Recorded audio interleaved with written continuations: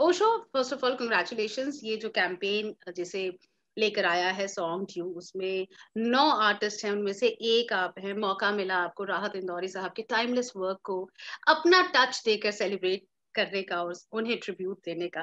तो जो पहला कॉल आया था इस आइडिया के साथ आपको, तो उसके बाद फर्स्ट थॉट जो दिमाग में कि अच्छा ऐसा, ओ ऐसा कर रहे हैं, ओ मैं भी हूँ, हाँ, तो क्या था, व्हाट वाज इट? बहुत ही रिस्पॉन्सिबिलिटी फील हुई थी एकदम से, क्योंकि मैं इंदौर से हूँ और मैंने बचपन से राहत इंदौरी साहब, मतलब कैसे बताऊं, जब से होश आया तब से उनकी पोएट्री सुन रहे हैं और उनके परिवार से कहीं ना कहीं मेरा ताल्लुक रहा है। तो एक बहुत ही ज्यादा रिस्पॉन्सिबल फील हुआ था एकदम से कि शिट, मतलब क्योंकि मैंने बहुत सारे और भी पोएट्स को टच किया है, मतलब कहीं ना कहीं उनकी गजल्स कंपोज किया है, कुछ नए ढंग में, कुछ ट्रेडिशनल वे में भी। बट राहत साहब को कभी ऐसा ऐसा लगता था, नहीं नहीं नहीं, मतलब थोड़ा एक एक अलग ही, मतलब क्योंकि मैं यहाँ से हूँ और मुझे पता है कि यहाँ क्या बातें होती है, यहाँ मतलब किस तरीके की रिस्पॉन्सिबिलिटी है वो अपने आप में। तो मुझे ऐसा लगा था कि ओके, कैसे हो पाएगा ये, या हम्म। मतलब अब मजा आएगा कुछ करने में, क्योंकि एक सामने से अगर आता है ना कुछ ऐसे करने को, तो आप एक्साइटेड भी होते हो कि हाँ चलो ठीक है, लेट्स डू इट। तो जैसा आपने कहा कि मैं यहाँ से हूँ और यहाँ पर मुझे पता है कि कैसी बातें होती हैं अबाउट डॉक्टर राहत इंदौरी साहब, तो वो कैसी वाली बातें तो जानेंगे। लेकिन उससे पहले जरा अपने कैंपेन ट्रैक के बारे में मुझे बताइए। एंड जो लोग जिन लोगों ने अभी तक सॉन्ग ड्यू पर जाकर या जितने भी म्यूजिकल प्लेटफॉर्म्स उन पर जाकर ये कैंपेन नहीं सुना है, उन्हें सुने। तो इसका नाम है राहत इंदौरी एक अलग पहचान, और इसमें बहुत ही अमेजिंग 9 आर्टिस्ट हैं, और सबके अलग अलग गाने हैं और बहुत ही इंटरेस्टिंग आर्टवर्क्स हैं। आप सारी जगह, मतलब जितने ऑडियो प्लेटफॉर्म्स हैं, जितनी भी जगह आप गाने सुनते हैं, आप बताइए मुझे कि आपको कहाँ सुनना है, वहां हम हमारा गाना है आपके लिए। तो और मेरे गाने का नाम सहारे तेरे है इसमें। जी, और इसकी क्या कहानी है, व्हाई दिस सॉन्ग?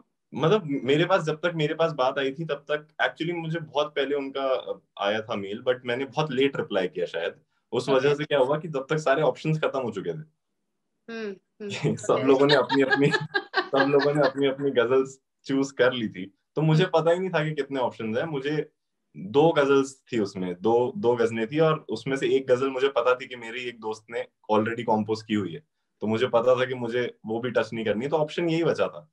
तो अगर मेरी खुद की चॉइस होती तो मैं शायद ये गजल चूज नहीं करता, क्योंकि मतलब एक बार पढ़ के जो आपको लगता है ना कि पहली बार कि हाँ ये करना है, ये वो नहीं थी।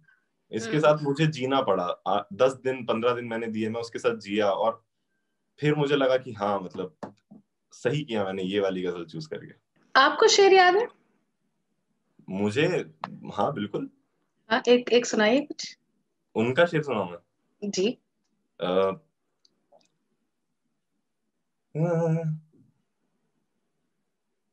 ऊंचे ऊंचे दरबारों से क्या लेना, ऊंचे ऊंचे दरबारों से क्या लेना, बेचारे हैं बेचारों से क्या लेना, क्या? ऊंचे ऊंचे दरबारों से क्या लेना, बेचारे हैं बेचारों से क्या लेना, और अपना मालिक अपना खालिक तो अफजल है, हम्म, आती जाती सरकारों से क्या लेना, क्या बात है।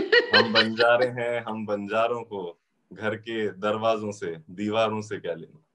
क्या बात है, क्या बात है। तो बातें चलती रहेगी, लेकिन एक एक अगर आपका कोई गाना आप मुझे इस वक्त सुनाना चाहें, आई एम रियली इंटरेस्टेड कि आपने क्या लिखा, क्या बनाया। तो जो गाना मैं सुनाना चाहता हूँ इसका नाम है तू ऐसा कैसे है।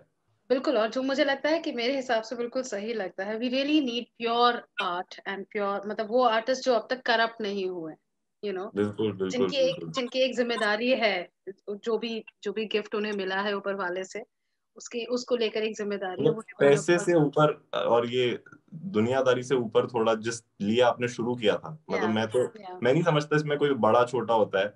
मुझे तो ये आई जितने एस्टैब्लिश्ड आर्टिस्ट हैं मैं उन्हें भी ये कहना चाहूंगा कि एक बार जिस लिए आपने शुरू किया था वहां पे जाके फिर से शुरू करो ना एक बार। आपको एग्री। म्यूजिक इतना अच्छा है तो क्यों हम ऐसा म्यूजिक बना रहे हैं जो कुछ भी है। नो, ट्रस्ट मी, मैं यहाँ पर मतलब ये कहते हुए एंड करूंगी अपनी बातें कि मैं ऐसे बहुत बड़े बड़े नो म्यूजिशियंस कह लीजिए, सिंगर्स कह लीजिए, उन्हें मैं जानती हूँ जो बनाना कुछ और चाहते हैं, लेकिन सिर्फ बना बिल्कुल कुछ और रहे हैं, क्योंकि आजकल यही चल रहा है। चल रहा और है। वो अफसोस उनके चेहरे पर दिखता है, कभी जैसे तसल्ली में बैठते हैं ना, तो वो दिखता है उनके चेहरे पर अफसोस। बट आपके चेहरे पर मुझे खुशी नजर आ रही है, एंड आई जस्ट होप कि ये खुशी हमेशा यूं ही बनी रहे। बिल्कुल बिल्कुल, यही दुआ जाती चाहिए मुझे। जी, जाते जाते क्या सुनाएंगे? एक गाना है जिसका नाम है खुद से। हम्म। और ये गाना जो है ये बहुत ही ज्यादा उस चीज पे है कि हमें जब लगता है कि हमसे सब, हमें कभी कभी ऐसा फील होता है ना कि हमसे कोई बात नहीं कर रहा है, या सब मुझसे खफा है क्या, या कोई मुझे चाहता नहीं है क्या। तो उस बारे में गाना है कि कैसे कुछ और नहीं है, इट्स जस्ट यू, खुद ही आप खफा हो खुद से।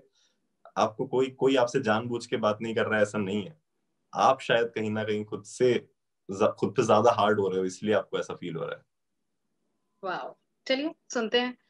So thank you so much, Osho, and all the very best for your journey आने वाली, and thank beautiful you. campaign and beautiful thoughts. बस यूं ही बने रहे आप. Thank you so much. Thank you so much Rani. Thank you so much. Bye bye. Bye. Bye. 92.7